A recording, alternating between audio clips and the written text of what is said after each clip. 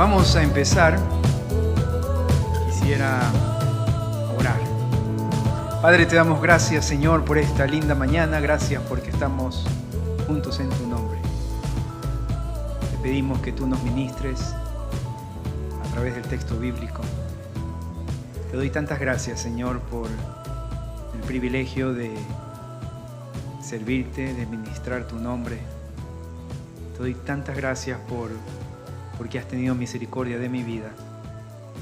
Y ahora, Señor, te ruego que lo que vamos a decir sean tus palabras, que tu Espíritu Santo nos utilice, perdona nuestras faltas, nuestros pecados, aún lo bueno que sabemos y no hicimos. Límpiame, Señor. Y si el pecado fuere como la grana, que nuestro corazón sea blanco como la nieve. Y Señor, te doy gracias también porque resultado de la reforma, la protesta frente al status quo religioso, tu palabra fue expuesta con libertad y ahora estamos aquí. Gracias, Señor, por lo que recordamos. En el nombre de Jesús. Amén. 504 años atrás, en la Catedral de Wittenberg, en Alemania, un monje cuyo nombre era Martín Lutero, cansado de la venta de indulgencias, cansado de la religiosidad que discriminaba al que no tenía, cansado de que hubieran puesto estructuras por sobre la fe, cansado de que no había una identificación clara con ese Dios amoroso, ese Dios misericordioso, y se habían impuesto cargas muy fuertes en la vida de aquellos que tenían fe en Cristo. Era el año de 17. El monje luterano, o Martín Lutero, pega 95 tesis en esta catedral y dice que debemos regresar a vivir por fe. Se vendían el perdón, las indulgencias. Y en esa venta lo que ocurría era que si tenías plata, entonces salías del infierno. Así de sencillo. Entonces yo me pongo a imaginar como cuando uno empieza a trabajar, jóvenes de 23, 24 años, que somos pelados en esa época. Imagínate, nos quedamos en el infierno. Y más allá de aquello, se construían grandes edificios para adorar a Dios. No es malo tener un buen lugar para adorar a Dios. Lo malo es cuando hacemos de aquello lo más importante de la labor de una iglesia. El edificio es una herramienta. Por eso no me preocupo mucho. Digo, Señor, tú darás el lugar. Yo lo que voy a hacer es a trabajar. Entonces, la reforma, la protesta de hace 500 años, desemboca en las iglesias protestantes. Y hay un fuego que inunda Europa de esa época, Suiza, Alemania, Francia, Italia, bueno, por todas partes comienzan a aparecer personas que dijeron, no estoy de acuerdo con lo actual, el status quo religioso, vamos a protestar y vamos a vivir por fe, por la sola fe, la sola palabra y la suficiencia de Dios y de la palabra. Y hoy día vamos a hablar mucho de la suficiencia de Dios, porque los versículos que vamos a tocar tienen que ver con la gracia suficiente. Este es un gran desafío, hermanos, porque pensamos que alrededor de lo que Dios hace, a veces necesitamos nuestra intervención, y es verdad, hay una corresponsabilidad, nuestra contraparte. Pero todo el poder viene de Cristo. Todo el poder viene de Dios. Sucedía que en la iglesia de Corinto, nuestros hermanos los corintios, ya ejercían sus dones, pero no amaban. Tenían el don de sanidad, tenían el don de palabra, tenían el don de profecía, sabiduría, ciencia, etcétera, todo. Pero estaban más emocionados por lo exterior de la vida cristiana que por lo interior. En 2 de Corintios, Pablo va a llamar la atención a esa iglesia porque existían muchos profetas, pastores, predicadores, filósofos que llegaban a la iglesia con unas voces un tanto altaneras y orgullosas. Y la palabra gloriarse, que es enorgullecerse, que es contentarse por lo que uno está haciendo, se va a repetir en 2 de Corintios. El apóstol Pablo, en el capítulo 11, comienza a decir, bueno, yo tengo de qué gloriarme, pero no lo voy a hacer. Porque había sufrido por Cristo, porque era un fariseo de fariseos, porque tenía el conocimiento necesario para poder discutir con los hombres de la ley. Y él conocía que vivían en medio de un pueblo de Corinto, que en esa época daban mucha relevancia a los Juegos Olímpicos, que ahora los llamamos olímpicos. Había mucho deporte. En la ciudad estaban las esculturas de aquellos connotados deportistas. Y cuando ellos caminaban por las calles veían los nombres de aquellos destacados hombres que eran deportistas, que la gente los conocía, y entonces ahí se escribía Juanito X, Y, Z. Entonces el contexto de ellos era la fortaleza física. Pero también el contexto tenía que ver con la capacidad de oratoria de los muchos filósofos de esa época. Entonces, si usted decía que era un hombre de Dios, tenía que poseer la capacidad de transmitir un mensaje, de convencer. El problema es que eran estos filósofos y también predicadores, y que decían que eran gente que compartía el evangelio, eran orgullosos.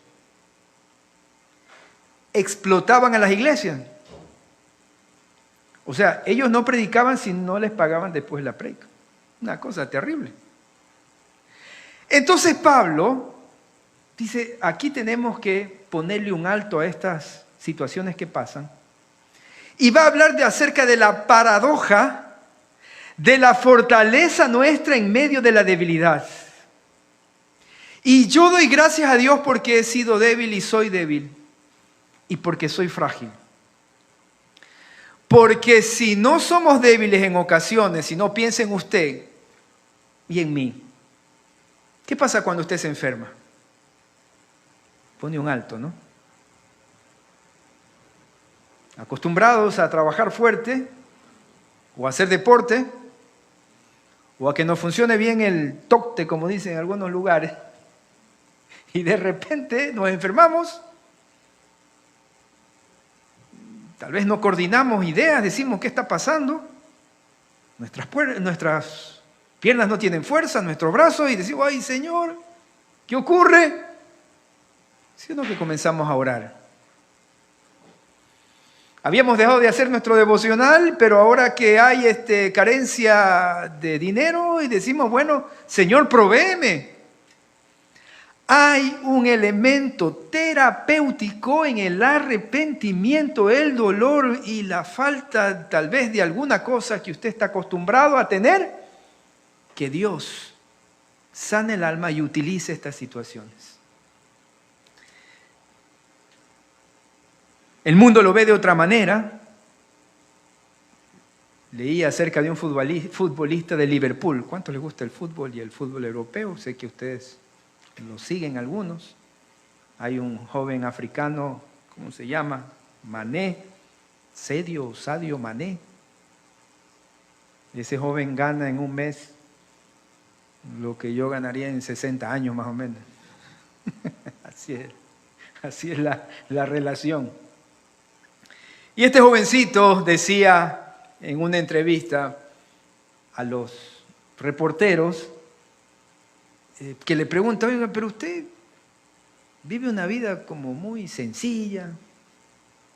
Y él dice, sí, yo puedo comprarme los Lamborghini, los carros que quisiera, pudiera tener las mansiones que se me antojaran, pero la vida no se trata de eso. Yo comencé en un lugar muy humilde y lo que estoy haciendo es una fundación para los niños, para la gente que necesita. Y de hecho en el pueblo donde él vivía, les pasa 70 euros mensuales para que ellos puedan avanzar. La estructura de su ser, de su mente, está orientada a otras cosas. ¿Y por qué digo esto? Porque el apóstol Pablo también va a dar un mensaje que está tal vez fuera de lugar entre esa comunidad corintia. Vamos al libro de 2 de Corintios con esta introducción, el capítulo 12.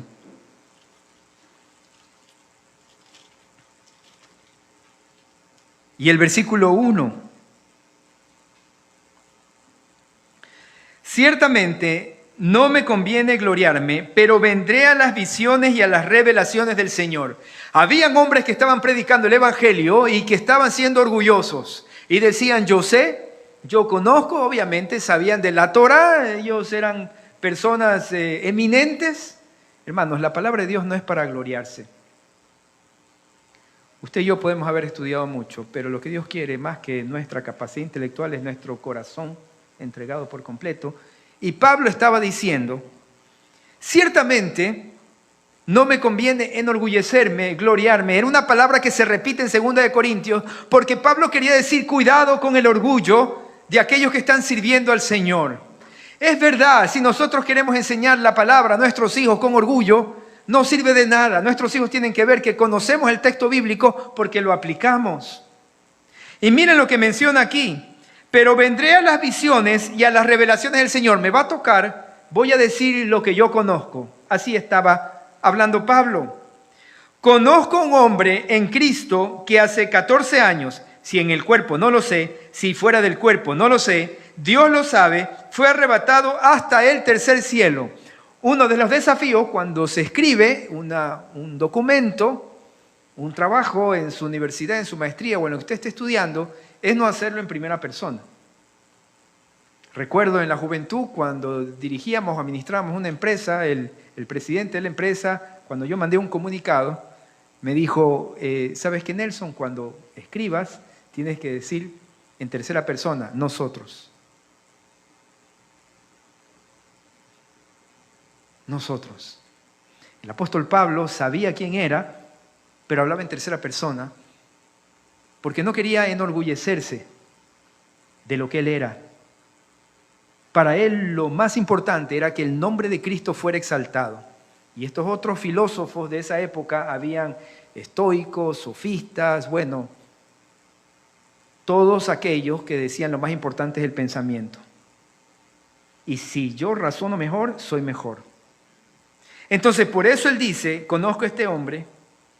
Si en el cuerpo no lo sé, si fuera del cuerpo no lo sé. ¿Qué es lo que menciona? Que él pudo haber sido una visión y pudo haber sido también, como hizo el Espíritu Santo con Felipe, que lo llevó de un lugar a otro. Lo transfirió. ¿Sí? Pudo haber sido que lo llevaron a Pablo al tercer cielo. Hablan de 1, 3, 7, algunos judíos hablan de 900 cielos, pero el punto aquí en la Biblia es que el primer cielo es lo que nosotros vemos, lo precioso de esas aves que nos rodean. Vemos la expansión. El segundo cielo donde están las estrellas, el sol, las lumbreras. Y el tercer cielo donde está Dios. Dice que él fue llevado al tercer cielo. Y no sabe si fue físicamente o fue una visión. Lo que sí dice él, fue arrebatado hasta el tercer cielo. Y conozco al tal hombre, si en el cuerpo o fuera del cuerpo, no lo sé, Dios lo sabe. Que fue arrebatado al tercer cielo o al paraíso. Al paraíso es donde está Dios. Señor Jesús le dijo al ladrón, hoy estarás conmigo en el paraíso.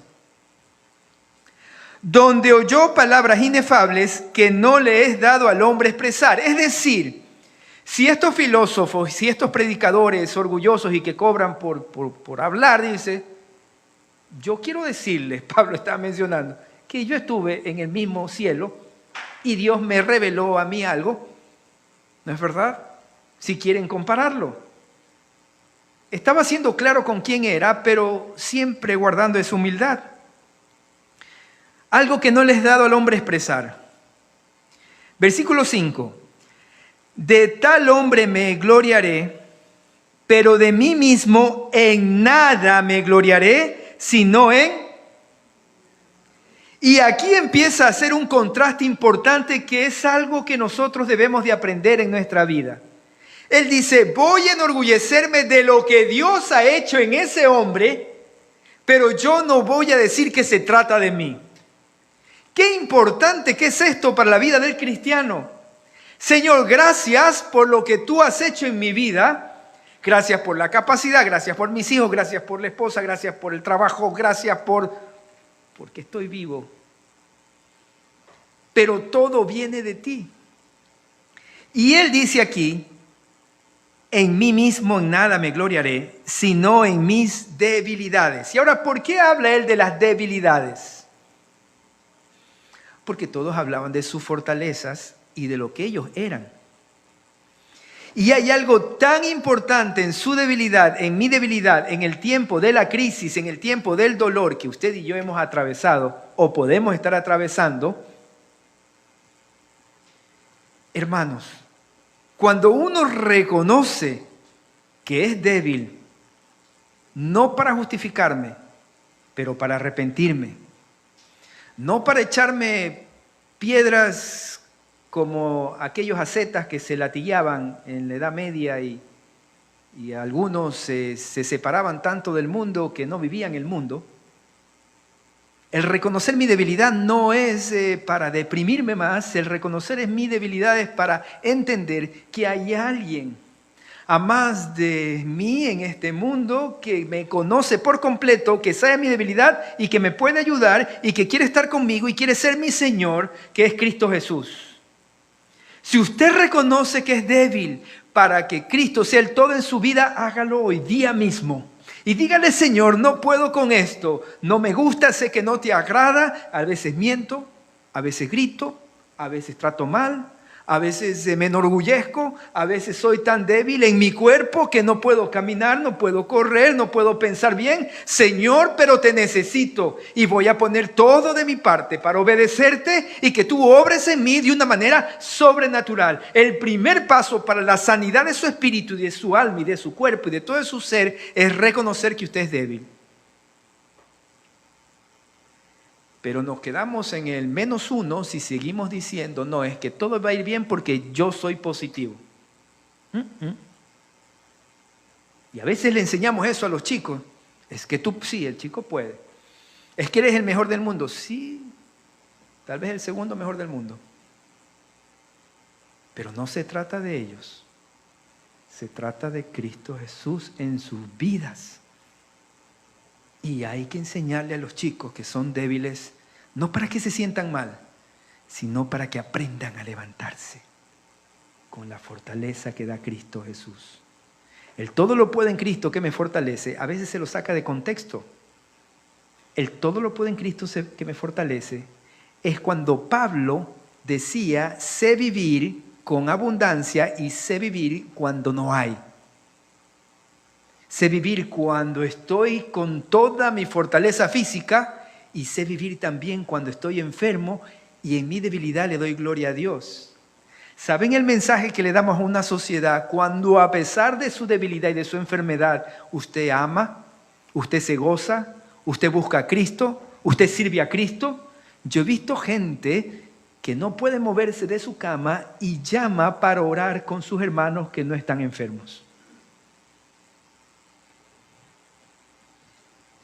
Ay. Pablo está enseñándole a ese contexto corintio que no era la fortaleza física ni intelectual.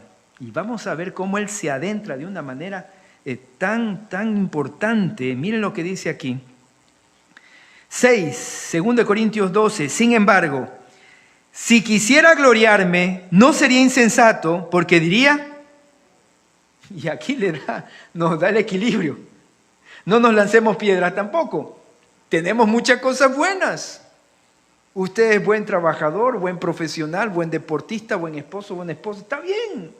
El Señor también le gusta que reconozcamos esas buenas dádivas. No es insensato, más bien es saludable. Cuando usted puede decir, sí, gracias, sí, la verdad es que se hizo bien, la verdad es que estamos avanzando, lo que sea, ¿no? Qué lindo. No sería insensato, versículo 6 de 2 Corintios 12, porque diría la verdad, ¿sí? Y sí, podemos decir, ¿no? La verdad es que sí, pues, ¿no? Gracias, ¿no? Dígale nomás a su esposa, te amo, eres linda, y usted, esposa, respóndale, sí, la verdad es que estoy linda. Dígale a su esposo, eres fuerte, eres apuesto, eres mi protector. Y usted dígale, respóndale, Señor, sí, la verdad es que sí, soy tu protector, soy tu esposo guapo. Dígale, hay verdades, lindo. Pero lo que dice aquí, pero lo dejo para que nadie piense de mí. Miren, la palabra, el pronombre es importante, de mí, más de lo que en mí ve u oye de mí. Es decir, hay cosas que no las voy a decir para que se mantenga esa realidad de lo que soy en Cristo. Nada más. No quiero nada más. No es necesario. Esos otros filósofos, para ellos era necesario sacar las cosas con orgullo de su conocimiento para que los otros lo pusieran en un nivel de valía, ¿no? Y él dice, no, yo no lo necesito. Miren lo que dice acá. Versículo 7. Vean. Y para que la grandeza de las revelaciones no me exaltase desmedidamente, me fue dado ¿qué? Un aguijón en mi carne, un mensajero de Satanás que me abofetee para que no me enaltezca sobremanera. Lo que estaba diciendo aquí el apóstol Pablo es que él tenía una debilidad, parece ser física, no, algunos dicen que no podía ver, no existía en esa época la ciencia como la de ahora, que inclusive les pueden operar y ya quedan 20/20, ¿no? No había, y entonces él necesitaba amanuenses, secretarios, ayudantes, para poder escribir sus cartas, ¿no? Entonces él decía, Dios permite esto. Ahora, póngase a pensar, cuando usted está bien con Cristo, estamos bien, no hay un pecado así, que estamos viviendo en pecado, pecamos todos los días, sí, nos equivocamos, pero no estamos metidos en el pecado. ¿Estamos orando? ¿Están orando todos los días? Sí, estamos orando. ¿Estamos buscando hacer nuestro devocional? Amén, buscando hacer nuestro devocional. Estamos en buena relación con nuestra esposa, nuestro esposo. No hay nada grave, pero ya de vez en cuando una peleita, pero no es que estamos apartados. ¿Ya? ¿Estamos sirviendo en la iglesia? Sí, sirviendo. Señor, pero no, las cosas no mejoran. Señor, sigo enfermo. Señor, no avanza la provisión y me estoy esforzando. ¿Qué está pasando? Puede ser que haya un aguijón en mi carne que gracias a Dios me mantiene orando y cerca de Él y diciéndole, Padre, te necesito. ¿Será que su vida sin ese aguijón se va a extraviar, se va a alejar? Y Dios, que conoce mi corazón y el suyo, lo permite y dice, eso necesita Nelson. Yo me pongo a pensar, Señor, ¿qué sería de mí si me hubieras hecho con otras capacidades? De otra forma, sería más orgulloso. He luchado con la ira, con el orgullo, con la molestia, con la vanidad. Y digo, Señor, ¿qué hubiera sido de mí? Qué bueno que me has dado aguijones en la carne. A veces enfermedades, a veces malos ratos. Yo no odio a nadie, solo a los gatos. Solo a los gatos. Porque van a mi casa y me desbaratan mis plantas. Digo, Señor, yo no tengo nada contra nadie, solo contra estos gatos bandidos. Hay aguijones en la carne. Y Dios los permite. Porque usted sabe que no se cae ni una hoja de un árbol, no se cae un pelo de su cabeza.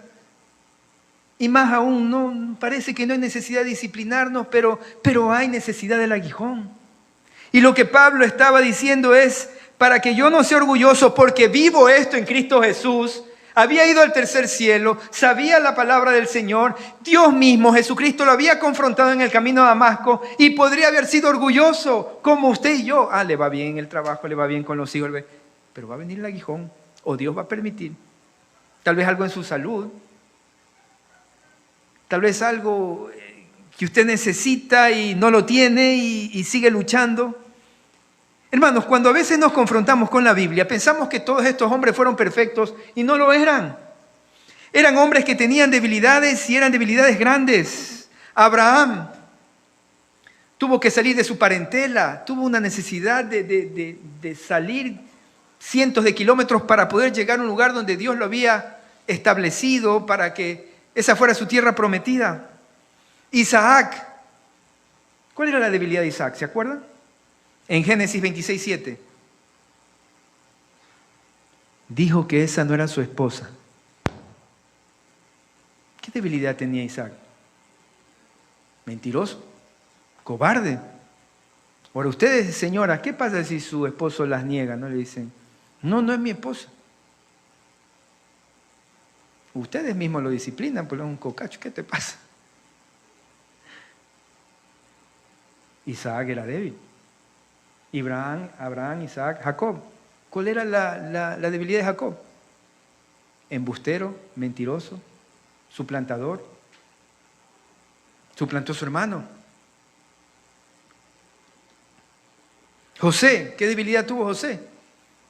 Tal vez no era en su carácter, pero sí pasó por tiempos duros, cuando lo metieron en un pozo, lo vendieron, lo encarcelaron injustamente. Desde afuera la gente diría, José es un perdedor. Hasta después de decenas de años, cuando en realidad fue segundo al mando en Egipto, una de las grandes potencias de esa época, o la más grande. Moisés, ¿cuál era la debilidad de Moisés? ¿Se acuerdan? Tartamudo. Y además de tartamudo, era iracundo, era molesto, era bravo, hasta mató a un egipcio. Llegó a ser el hombre más manso sobre la tierra. Yo cuando veo estas historias digo, Señor, que de mi debilidad tú saques lo mejor para tu honra, para tu gloria. Gedeón decía, yo no soy apto para la lucha. Débora, acuérdense de Débora. Era una mujer que iba a liderar al pueblo de Israel. La debilidad tal vez no era de ella, era del contexto. Una sociedad machista que se dejara guiar por una mujer y para ir a la guerra. Cosa difícil. Josías. ¿Cuál era la debilidad de Josías? Del rey Josías. Era una debilidad física. Era un niño cuando llegó a ser rey. 8 años. ¿Era o no era débil? Era débil. No, por ninguna parte, en sus fuerzas, él hubiera podido reformar lo que era la vida religiosa de esa época, reestructurar todo y traerlos nuevamente al servicio al Señor y al conocimiento de su palabra. Lo que es cierto y lo que nos está enseñando aquí 2 Corintios es que Dios, cuando reconocemos nuestra debilidad, el Señor hace algo. Hermanos, la debilidad no es para lanzarnos piedras a nosotros mismos. La debilidad es para darle gloria a Dios. Y todos tenemos una. Usted la conoce, sus pensamientos, su pesimismo o sencillamente su parte física, yo no sé.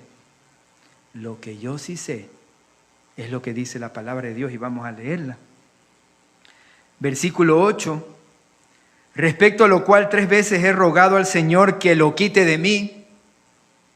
Él pedía, Señor amado, en el nombre de Jesús. Y no vamos a dejar de orar. Si usted está enfermo, siga orando. Si usted necesita trabajo, siga orando, siga buscando. Si usted tiene un problema de carácter, ¿no? Que es impaciente, que yo no sé, que no es amable, yo no sé. Lo que yo sí le digo es que lo puede transformar igual como lo hizo con Moisés. Versículo 9. Y me ha dicho, ¿qué dice aquí?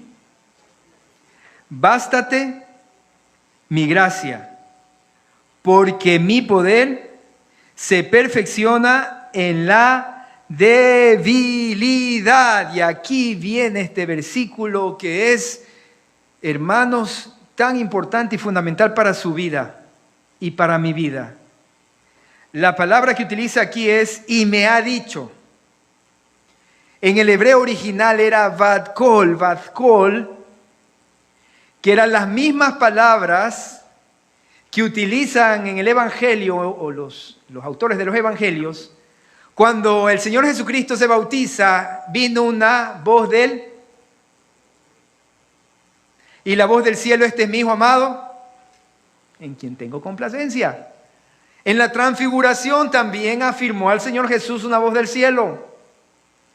Y cuando Pablo utiliza esto, hay una voz del cielo que me está diciendo, es una revelación fundamental, como cuando se dijo: este es mi Hijo amado. Es importante, era una convicción del cielo que se le estaba dejando a Pablo y nos la deja a nosotros el día de hoy, en un momento en que usted y yo necesitamos dar una respuesta a la debilidad que tenemos y la de nuestros vecinos y de nuestra comunidad. Es una voz del cielo y es muy importante esto, porque va a cambiar su vida y puede cambiar la vida de muchos. Dice: bástate mi gracia. Vamos a Génesis, el capítulo 17. Nos gusta mucho la palabra del Señor porque podemos ir del Génesis al Apocalipsis y dice lo mismo en los diferentes contextos. Génesis 17:1. Amén. ¿Usted llegó allá? ¿Sí? Amén. Dice: ¿era Abraham de edad de cuántos? 99 años, cuando le apareció Jehová y le dijo, vadkol, le dijo, voz del cielo: yo soy el Dios todopoderoso, anda delante de mí y sé perfecto. ¿Estamos bien? Génesis 17:2. Y pondré mi pacto entre mí y ti, y te multiplicaré en gran, ¿qué dice aquí? Gran manera. La palabra que utiliza aquí para todopoderoso, más allá de lo que pensamos, de alguien que tiene fuerza, no, es un concepto mucho más amplio. Lo que estaba diciendo es: yo soy todo suficiente.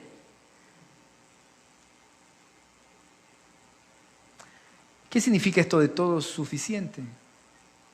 Todo lo que Abraham necesitaba para salir de su parentela, para caminar los kilómetros, cientos que iba a caminar, para llegar y establecerse en la tierra prometida, para no temerle a los enemigos, para ser sanado. Y el día de hoy, Él es todo suficiente para que usted no vaya al infierno. Él es todo suficiente para que usted vaya al cielo.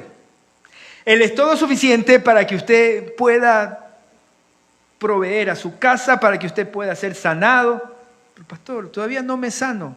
¿Sabe lo que dice Él?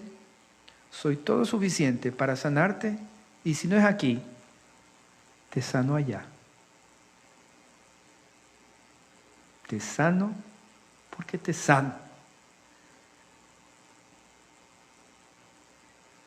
Él es todo suficiente. Es el inicio de una nueva manera de pensar. Miren, uno de los grandes debates que existe el día de hoy es acerca de si la palabra de Dios es toda suficiente para llenar el alma del ser humano.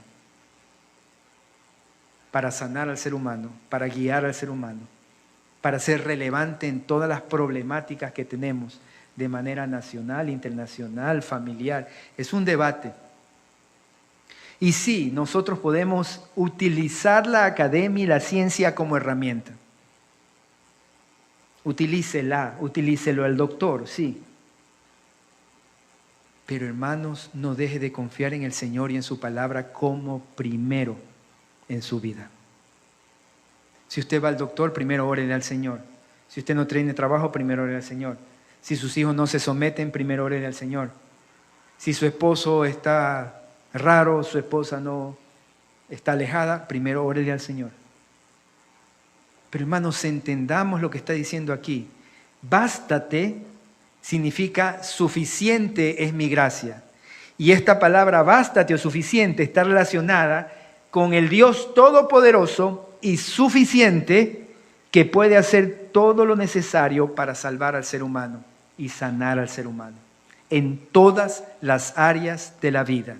Y usted utiliza otras herramientas. Por ejemplo, el pastor le da la palabra a usted que está sufriendo de ansiedad, ¿no? Y dice la palabra de Dios: en paz me acostaré y asimismo dormiré, porque solo tú, Jehová, me haces vivir confiado. La ciencia, la academia y los doctores y los expertos nos van a decir, y me han dicho, bueno, en la noche usted desconéctese, termine, ya no piense, porque su pastor tiene la tendencia de seguir. Entonces me dice, no, ya. Y haciendo el recuento, el análisis académico, científico, médico, o lo que usted tiene que es confiar y dejar las cosas para mañana, las que ya no se solucionaron hoy. ¿Y en quién voy a confiar? Las crisis de ansiedad. Las crisis de ansiedad. Hay los ataques de pánico. Ahora son parte de la cotidianidad nuestra. ¿De dónde vienen? De un corazón que no logra confiar, y como nuestra mente no ve una salida, somatiza y nuestro cuerpo, el corazón comienza. ¿Por qué? ¿Y qué es lo que dice la palabra de Dios? Yo te tendré asido con mi diestra poderosa. No te dejaré ni te desampararé. Nuestro trabajo como esposos, esposas, hermanos en Cristo, es hacer que esa palabra sea pertinente a las diferentes áreas de nuestra vida. Yo tengo algo muy claro. Cuando iba a ser sacrificado Isaac, el Señor dio un cordero para el sacrificio, y ahí empezó la palabra Jireh. Ahí empezó Dios proveerá. A veces pensamos que Dios proveerá, eso es lo que nos va a dar la comidita, que nos va a dar. No, hermano. ¿Sabes lo que significa Jireh? Dios le va a proveer siempre para el sacrificio, una vida sacrificial. Hay garantía. Pero yo me vivo también sacrificando para Cristo Jesús. A veces queremos todo en nuestras fuerzas o en nuestros términos, y ahí usted tiene que aplicar lo que dice, bástate mi gracia. Es decir, piensa que yo soy el que voy a proveer, pero para que sigas viviendo de manera sacrificial. Pero a veces no nos gusta, queremos vivir como queremos, como nosotros, no sacrificialmente para Él. Bástate la gracia que te salvó, la gracia cara, la gracia que le costó al Señor Jesucristo la vida en la cruz. Abraham entendió esto y fue el amigo de Dios. El Señor Jesús se entrega y nos da todo en la cruz. Y que si entendemos esto, que ya está todo en la cruz, entonces, ¿no? Él dejará de ver o dejará ver de manera perfecta su eterno poder, su intervención, y además de aquello nos dará la fortaleza necesaria para que su pueblo pase esos tiempos de necesidad, debilidad, persecución, enfermedad, como era el contexto del apóstol. El apóstol tenía dos opciones: O hacer como estaba haciendo el mundo, que era vanagloriarse de sus pensamientos y su capacidad intelectual. Vanagloriarse porque él tenía un trabajo que era el hacer tiendas. O ver sus debilidades y saber que en esas debilidades Dios es grande. Y usted tiene la misma opción. Cuando le vaya bien, entonces estar contento con Dios y entonces sí todo está como yo quiero. O tiene la opción de que cuando la cosa está difícil, cuando está discutiendo, cuando hay el problema, cuando hay la carencia, decirle en medio de esto, Señor, tú te vas a glorificar, porque así dice tu palabra, me vas a ayudar a salir en tus términos. Porque soy tu esclavo, porque soy tu hijo y porque todo va a ser para la honra y la gloria tuya. Tenemos dos opciones de vivir.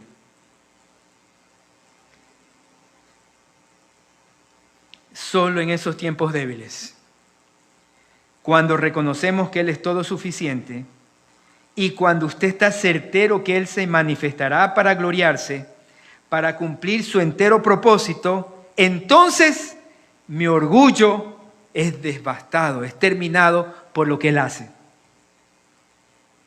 Si todo le va bien como usted quiere, tiene tal vez el riesgo de vivir orgullosamente. Y esto no quiere decir que los cristianos somos conformistas, ¿no? Trabajamos fuerte, estudiamos, usted se destaca, su jefe lo asciende, usted tiene su empresa, usted lo reconocen en la comunidad. No tiene nada que ver con el conformismo, no. Tiene que ver con hombres claros, que la gloria es para mi Señor. Y Pablo decía eso. Yo estuve en el cielo, si algo quieren compararse, pero eso no me importa. Me importa lo que Dios estaba diciendo que quería hacer con mi vida. Y miren lo que pasa aquí. Entonces, bástate mi gracia, porque mi poder se perfecciona en la debilidad. La palabra perfeccionar tiene que ver con que se va a dejar ver tal cual es el poder de Dios. Póngase a pensar, cuando Dios obra en esos momentos extremos de su vida, si le faltó, si estaba enfermo, si no es la gloria para Él. Cuando viene alguien y le golpea su puerta y le dice, ¿sabes qué? Aquí hay una canasta de amor, no sé, yo tenía en mi corazón dártela. Y uno comienza a llorar así. Y había necesidad. No fue donde Dios nos habló. Cuando usted estuvo a punto de que la enfermedad hiciera algo más fuerte en su vida y ustedes vieron la misericordia de Dios, no hizo eso que su alma fuera más liviana, más dócil. Mi poder se perfecciona en la debilidad. Por tanto, de buena gana, ¿qué dice aquí? Me gloriaré, me voy a enorgullecer. Y aquí está la paradoja, la contradicción. El mundo decía en Corinto, eleva a este hombre que ha sido el mejor deportista y el mejor filósofo. Y Pablo está diciendo, enorgullécete y sé feliz porque has sido débil y Dios actúa a pesar de que eres débil. ¿Y no será eso lo que debemos de decirle al mundo que nos rodea? Al que está necesitado de una palabra de consuelo, decirle que en medio de eso Jesús te ama, yo te amo y hay esperanza para ti. Y si bien es cierto has fallado y hay ahí una consecuencia de tu pecado, pero déjame decirte que yo también soy pecador. Y déjame decirte que Dios te ama y que Dios te puede restaurar y hacer una nueva criatura. 2 Corintios 15:7 habla de eso también. Somos nuevas criaturas.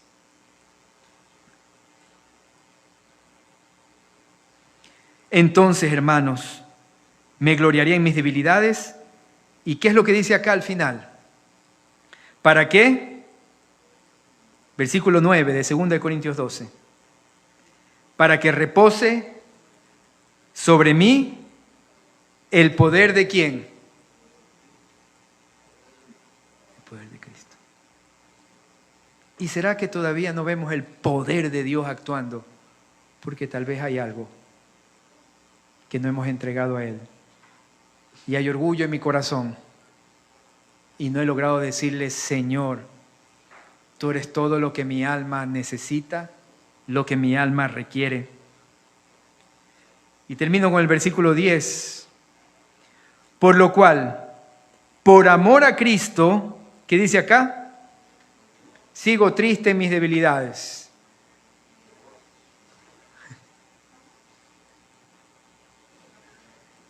Léalo, hermano, esto es palabra de vida.